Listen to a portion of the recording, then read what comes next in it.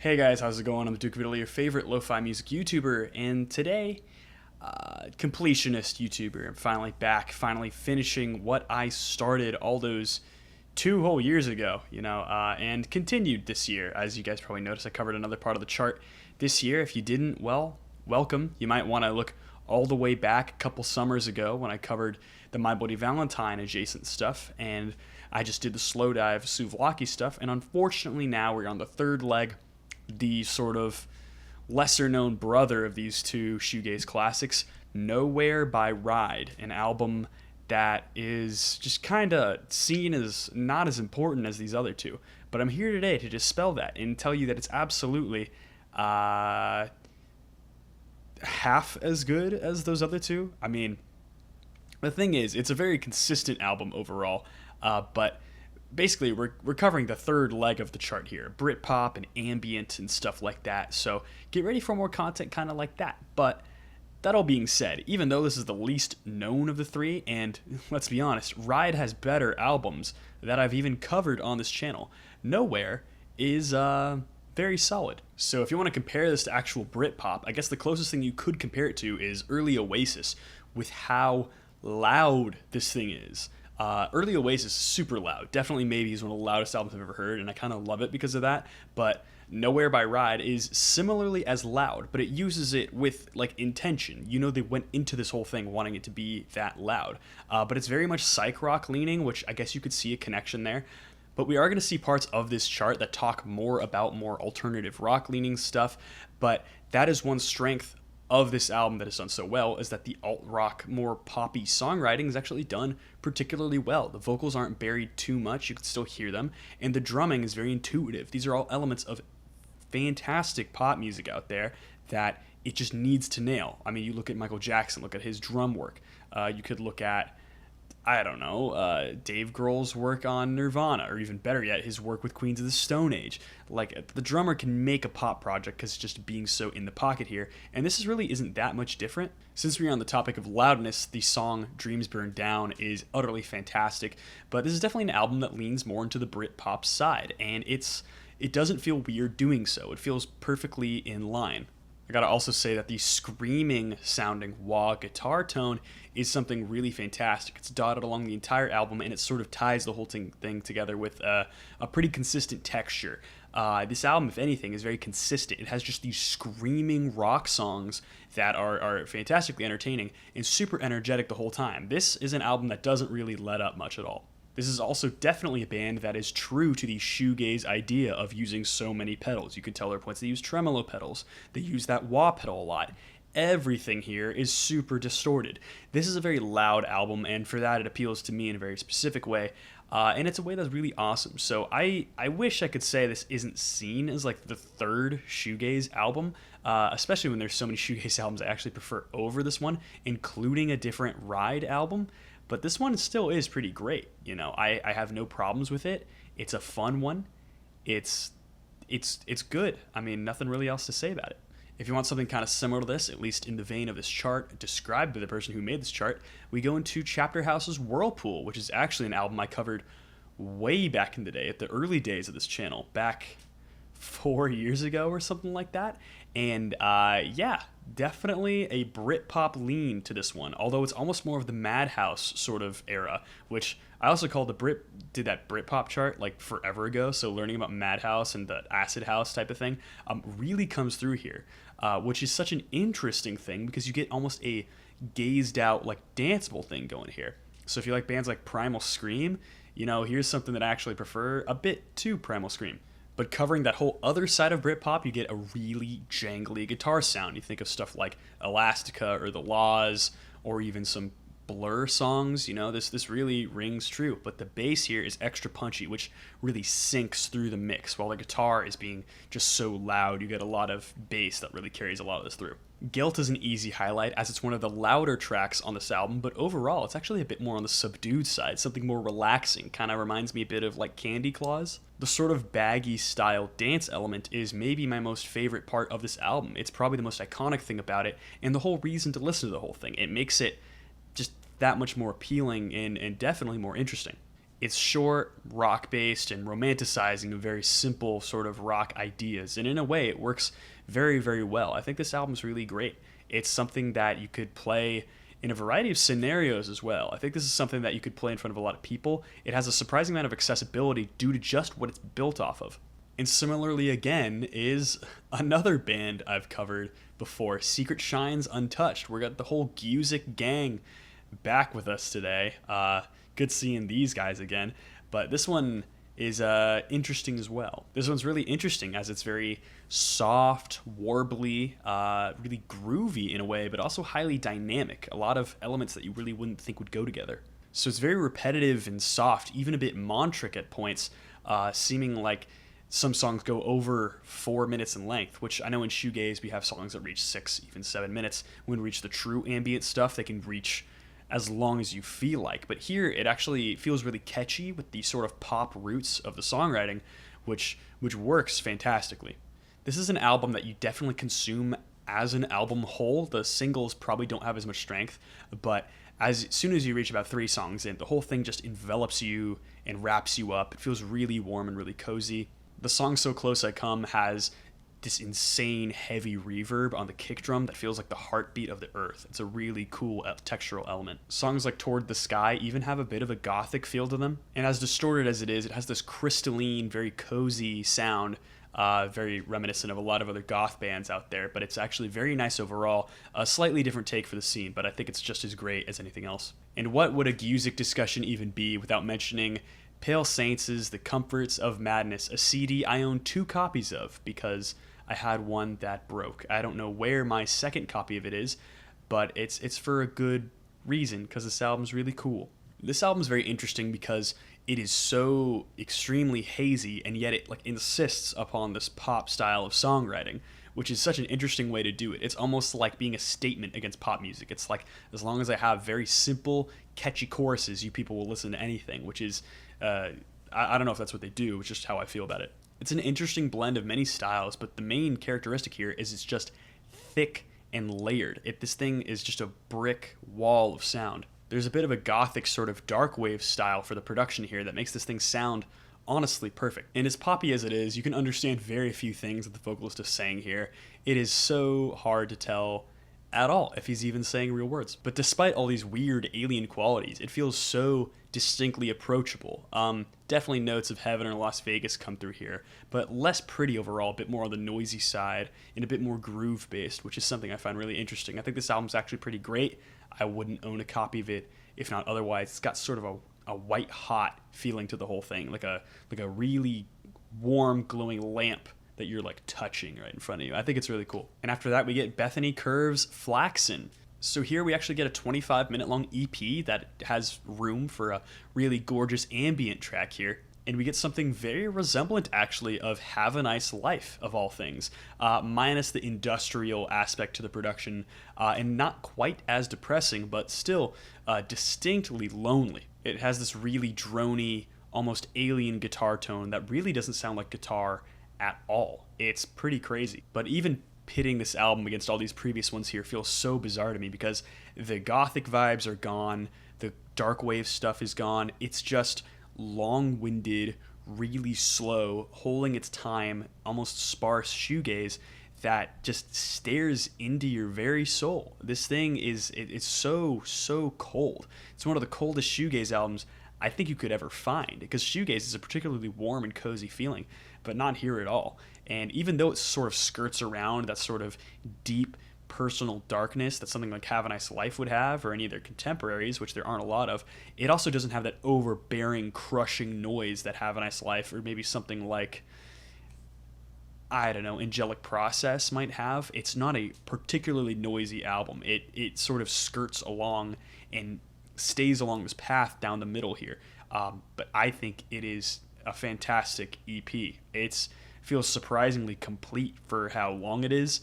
I would recommend this to a lot of people, potentially even anybody. And if you want it a little darker, you go into Lush's Spooky. At least that's what the chart says, which I honestly have to disagree with a little bit. I think Bethany Curve was plenty dark for me. And this album is a tiny bit gothic, but it's not as dark as Bethany Curve. And for being a band that's named lush, it's really not that lush, actually. It has sort of a grooviness that a band like Chapter House would have, in a vocal style that would fit something like Cocteau Twins, but the whole thing feels more warbly and just warped overall. I guess the sort of darkness comes from that sort of untangibility or intangibility. I'm not really a grammar person. Now, it feels kind of like a darker version of Heaven or Las Vegas, but it kind of fails to grip me at a couple points. It feels almost a bit directionless, like it doesn't quite know what to do with itself. And once you reach the B-side of this album, you have songs like Untogether, which actually reveal a very different side to this album,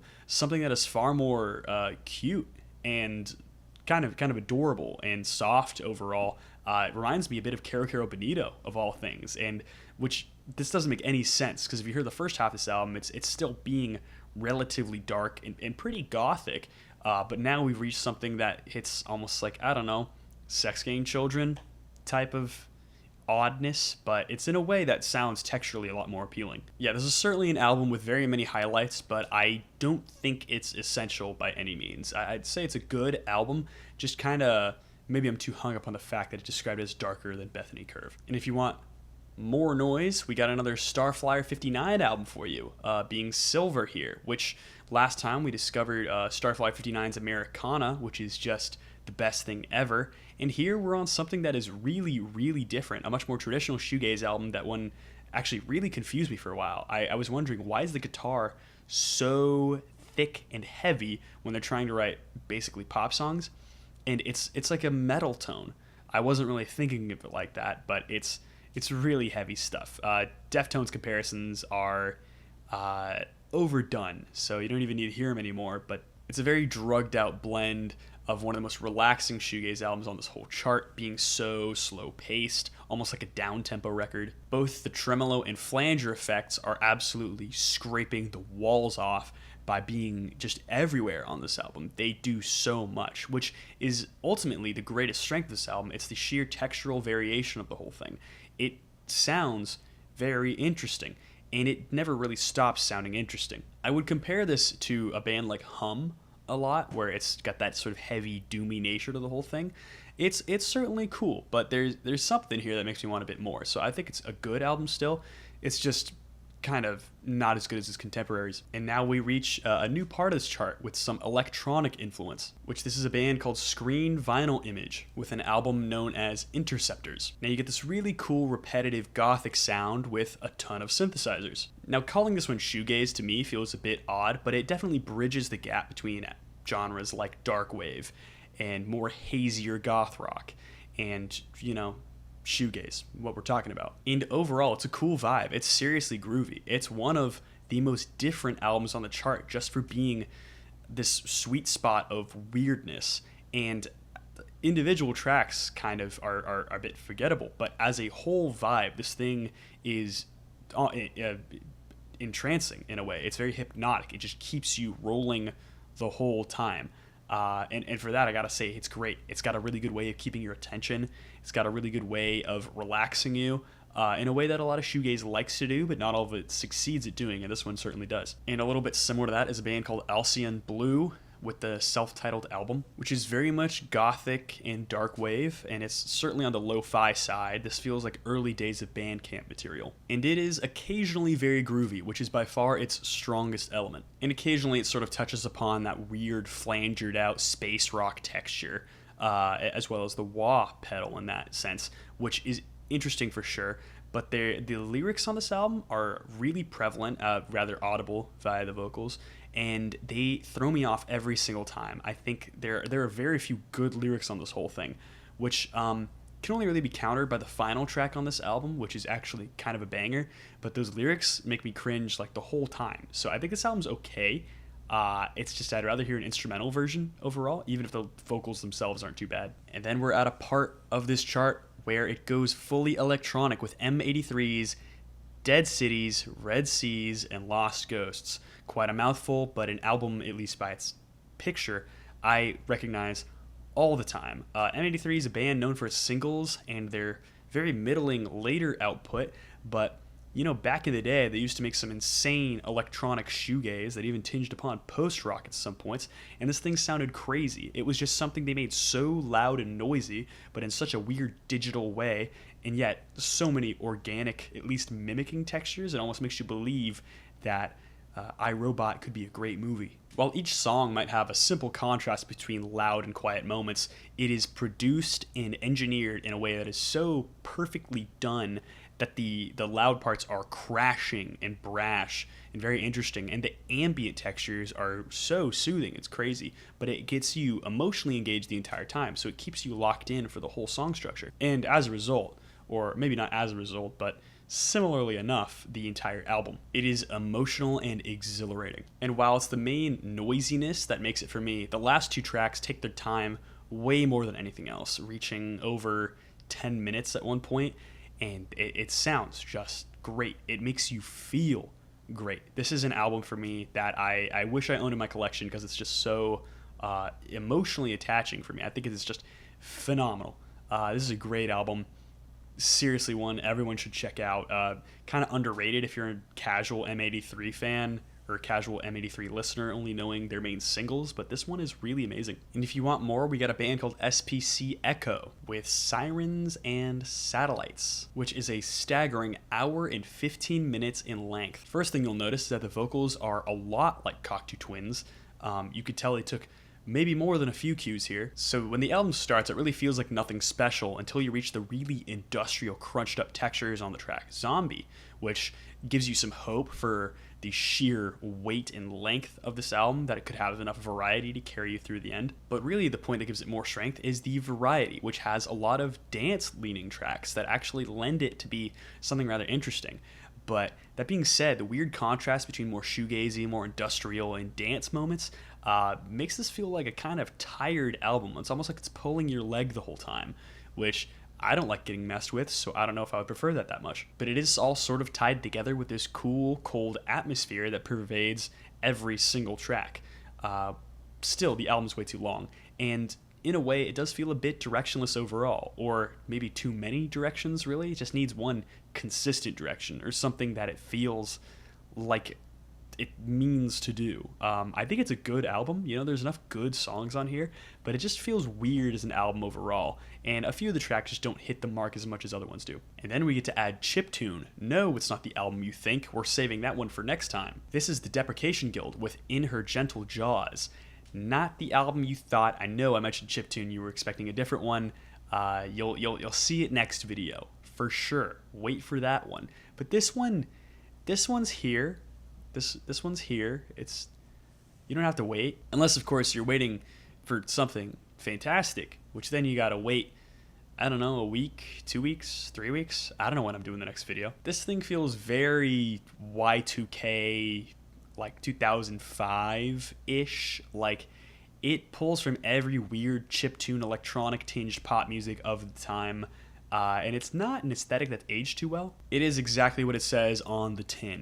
We get chiptune arpeggiating synths and bit crush drums, but the noisiness is kind of lacking. It actually approaches sort of a Ringo Death Star sort of rock-based approach to the genre, but it doesn't do it that well because, as you could tell, it's done with nerd 8-bit textures instead of cool, awesome, and based real-life guitar with too many pedals. That being said, there is a guitar texture here that is incredibly fast playing. It's actually really dope how just balls to the wall just won't get off the pedal.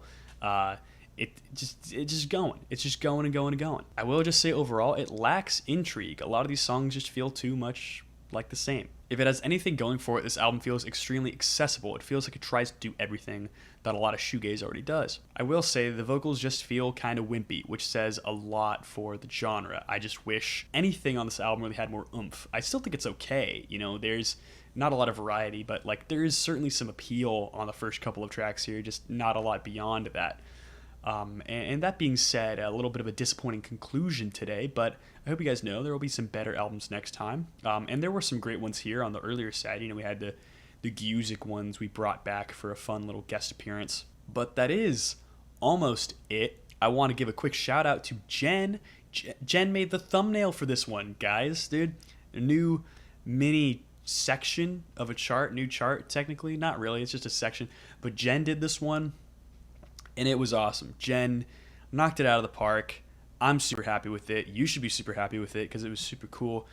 But yeah, follow Jen down below, please. And follow me as well. My Instagram, Twitter, and my Discord page are down below as well.